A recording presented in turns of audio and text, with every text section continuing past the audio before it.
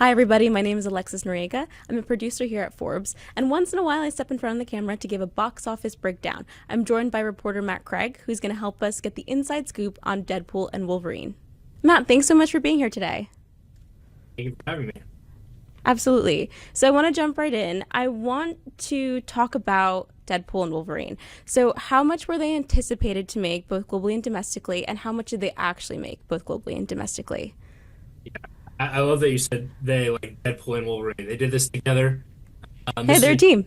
this was a massive hit for Marvel, no doubt. It was always going to be, and kind of the tracking and projections went up and up and up over time. They didn't really have a good handle on it, and it settled before the weekend around 160 to 175 million dollars just in the United States, so domestically, and it blew that out of the water. It ended up making 211 million dollars in its opening weekend. That's the biggest R-rated opening ever by a mile, way more than the original Deadpool movie, which was the record holder before this in 2016 at 133 million dollars.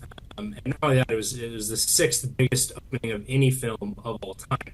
Obviously, that is not adjusted for inflation and rising ticket prices and things like that. But it's a massive, massive movie. It also performed very strong internationally, adding another $233 million for a total worldwide opening weekend of $441 million. So a huge movie, could potentially be the biggest movie of the year. We'll have to see. It could very well be on track to make more than $1 billion over its run. So this is a huge movie, very important for Disney and very important for the box office. Yeah, huge movie indeed. So it did something that for those of us who've been paying attention to the box office, it hit that $100 million mark and it actually surpassed that by a lot. So can you talk to me about why it was so easy for this movie to do that?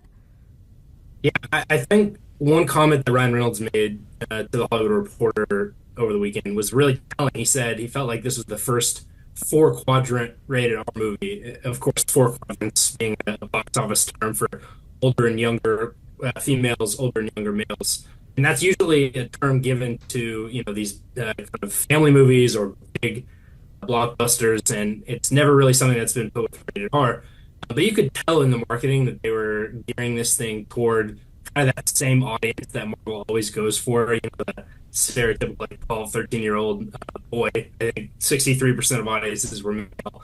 And that's pretty common for Marvel superhero movies. However, I have a very important statistic is that 11% of the audiences this opening weekend were under the age of 17.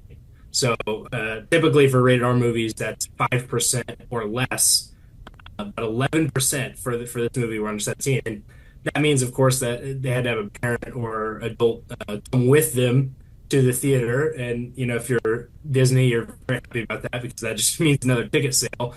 But there was also, this movie did a good job of appealing to that generation as well. If you think about it, Marvel started in 2008, 16 years ago. Maybe the parents were kids back then, and they've kind of grown up with this Marvel Cinematic Universe. And there were some very specific elements in the movie. I will not share any spoilers here for anyone watching, but characters that haven't been around in a long time and things that were there to appeal maybe more to the parents than the kids. And so, yeah, it turned out to be an all audiences smash hit, which has never been done before for a rated movie. Yeah, so it definitely appealed to that classic Marvel audience. I want you to do like a little compare and contrast for me. So, how did this compare to other Marvel movies, and also how did it compare to box office openings for movies that aren't, let's say, action, superhero, classic Marvel movies? Yeah, of course. I mean, Marvel's kind of been dominating the box office for 10, 15 years. Actually, one stat that came out this weekend was that now the Marvel Cinematic Universe overall has grossed $30 billion, which is a mind-blowing thing. But this actually was the second biggest Marvel opening weekend domestically, in the United States ever, behind Spider-Man No Way Home in 2021. And like I said, sixth highest grossing movie of all time for any company, and that's means it's pretty impressive. However, sometimes those things can be skewed by things like inflation and rising ticket prices. So one other statistic that I think is really telling, and this is from Intelligence, I want to credit them because this is a smart thing to do. They found or estimated that 13.6 million tickets were sold. So just the physical number of tickets and that is very, very close to the same amount sold last year for Barbie's opening weekend. So when you think about these like kind of big monocultural events, this reached that level of ticket sales, regardless of prices and things like that. So this was basically as big as a movie opening weekend can be in this day and age. So I want to talk about what we can expect going forward. Is this a front-loaded box office weekend? Are we expecting this movie to gross a lot? What are your thoughts going forward? Yeah, I mean, I think this movie is already a huge success for Disney. I think it's crazy that the industry still works this way, but it's true that the opening weekend sets the narrative of a movie. And so now, because of this, record-breaking opening weekend, that's the reputation. And because of that reputation, historically, once you get the moniker of a hit, right, more audiences continue to come and the grosses continue to climb steadily. And so I'm very confident that this movie will pass $1 billion globally overall.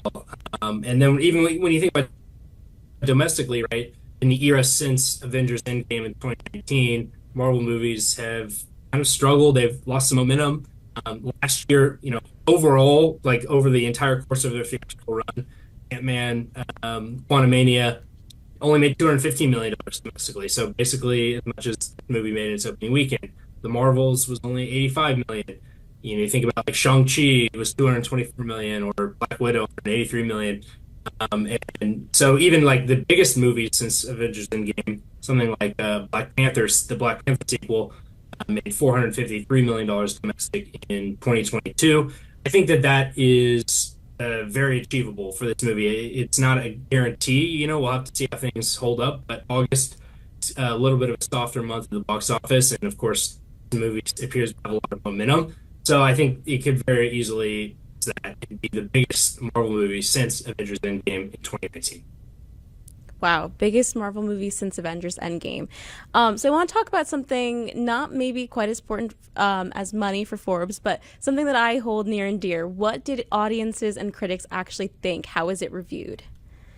I'd say mostly positive reviews. I think we've seen this not only in Marvel movies, but across all movies, blockbusters specifically. There's been a little bit of a separation between critics and audiences, and maybe making movies for one and not the other. And there's certainly a conversation to be had there. But I would say overall, I saw fairly positive reviews. If you take Rotten Tomatoes as a good indicator of that, and sometimes I do, sometimes I don't. But 79% from the critics, but more importantly, 97% from audiences. And another service, a market research firm that surveys audiences across the country called Cinema Score, I gave an A to this, which means that the audiences loved this movie. They love this movie. That's actually what matters. When you think about the loyal Marvel fans who have kind of been restless since 2019 and had shows on Disney Plus and movies in theaters they haven't necessarily loved. They loved this movie. This was kind of like a return to form. And the thing that amazed me from watching the movie, right, is basically in order to fully understand all the movie references, you had to have seen not only the 20 plus movies and all the Disney Plus shows, but you also had to be up on fan theories and Reddit posts and rumor projects that never came together, and even like celebrity gossip about the actors playing the parts. And so this movie required an incredible amount of buy-in from the audience, and it seems like they achieved that. So I guess there's nothing quite like body humor to bring us all together. Absolutely. You also mentioned Disney Plus, and I want to talk a little bit more about that. So, what was the significance of this movie in the realm of Marvel and Disney overall?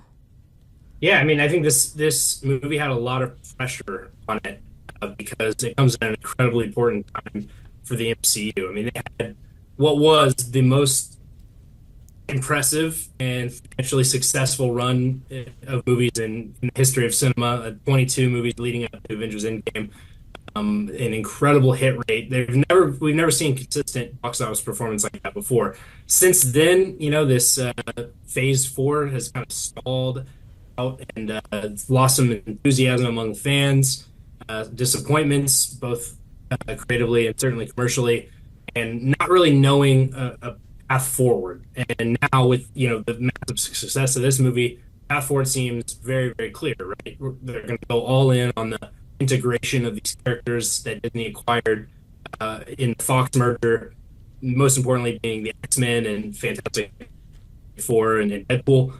And this movie kind of gave them a lot of momentum into Comic-Con this past weekend as well, a re-energized fan base, and Comic-Con where they kind of like had this dog and pony show for projects in several years in advance.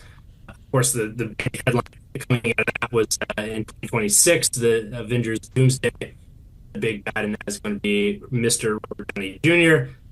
And that's kind of another example of exactly what I'm talking about, right? This movie in 2026 was originally going to be called The Kang Dynasty, and it was starring Jonathan Majors as the next big bad for the Avengers. Of course, then Jonathan Majors was accused of domestic violence, and Marvel cut ties with him. Didn't know what to do, and I can only imagine the amount of money that they must have paid Robert Downey Jr. to lure him back into the fold and anchor this next slate of movies. And, it's probably time for me to put my reporting cap on and try to figure that out because I'm sure it's enormous. But at least now Marvel has a clear path forward, and I would say a lot of fan enthusiasm behind it. Absolutely. As a previous Marvel fan, I'll call myself. I'm really hoping to see a really good path forward. But I do want to talk more about the box office overall. So it seems like movies are exceeding expectations. They're overperforming in the box office. So can you talk a little bit more about what the year might end up looking like and why it's going to look like that? Yeah, well, I mean, you'll remember when we talked in May after Furiosa came out, it was the complete opposite narrative. The Fall Guy and Furiosa, right, had underperformed, and everyone was so sure that movies were dead forever. And I hope if this year has taught us anything, both on the positive and the negative side, it's to kind of stop narrativizing any one movie's performance as a concept, that speaks for the entire industry. I think habitual moviegoing is gone, and it probably will never come back. Every year, we're going to see a few massive miss events. Whether it's Barbie and Oppenheimer or something like Inside Out 2 or Deadpool and Wolverine. People are going to want to have to come out for them, and this was one of them. And I think this actually works not only on the biggest scale, but also on the smaller scale. A movie like Longlegs that came out a few weeks ago was made for less than $10 million, but it made a great trailer and did a great job marketing itself as the scariest movie in years, and you have to see it. And now it's a hit, $58 million domestically in the United States, which is the largest neon release of all time, better than Parasite. And so, you can eventize the movie, and if it catches on in the culture, you can still have these huge hits. But I don't know that that necessarily speaks for, like for example, what's going to happen in this fall or in past years. I think it's more of a one by one, case by case basis. So I want to talk about Twisters now. How is it doing, and what does it indicate for other movies coming into theaters this year? Yeah, so Twisters, in some ways, it's maybe more important from an industry perspective. Obviously, it's on a smaller scale, smaller budget, and more modest success, but it is outperforming those projections. I think maybe if there's any takeaway from this, it's that the projections and the tracking need to be better. It seems like they've had a lot of misses, both high and low this year, but yeah, no, it's out there to $154 million in the United States, $221 million worldwide. So it's a hit, certainly. And I think again, it's important because Marvel has dominated the box office for years, and we're used to seeing those popping numbers. But Pictures is a little bit of a different case, right? And we're starting to see this emerging trend of big box office success for what's now being called legacy sequels. I think this started with Top Gun Maverick, right? Originally, that movie was from the 1980s. Now, Twisters, a movie that came from the 1990s. You got the familiar names, the familiar concepts, but they still feel fresh. And both of those have done a good job of identifying a new generation of stars. I guess. Well, I guess in this case, having Glenn Powell was good for both of them. But I think this is important leading into the fall because one of the biggest, most anticipated movies is going to be Gladiator 2, which again, a movie that came out in the early 2000s, now this legacy sequel is coming out. Young star, Paolo Mescal, also got a big star in Denzel Washington. And so I think the success of Twisters points more potentially to the ability for, movies that are not Marvel to still put up huge blockbuster numbers. Wow. Okay. So we are running out of time, so I'm going to leave you on this. So what are you looking forward to for the rest of the box office summer? Yes. I think my overall thesis here, if we could have one takeaway, it's, that the month of July has kind of saved the year in movies, which to this point was pretty disastrous, as we've talked about before. But I continue to believe that the summer's hits do not have much of a carryover effect into the fall or what happened in the spring. The spring maybe can be explained away by the strikes a little bit, uh, but I think my thesis is that basically a year's cumulative total going forward is going to be dependent upon how many of these event level movies we're going to have. So in the fall, if Beetlejuice, becomes a huge thing, or Gladiator 2 becomes a huge thing, then you could see our year in total be pretty high. But I don't think that it's necessarily means that more people are going to the movies more often. It's just that a few of these movies kind of became the cultural events that they're going to be. So I'm looking forward to August. I don't see one of those. Trap, the M. Night Shyamalan movie, has some hype. I don't think it will, come become that level, and I think probably Deadpool Wolverine will continue to roll forward. But I guess, yeah, my contention here is that the hits will be as big as ever, and kind of that middle class is kind of dropped out, and then some movies that don't catch on will end up flopping every year. Gotcha. Matt Craig, thank you so much. I look forward to continuing the conversation. Always good to talk to you.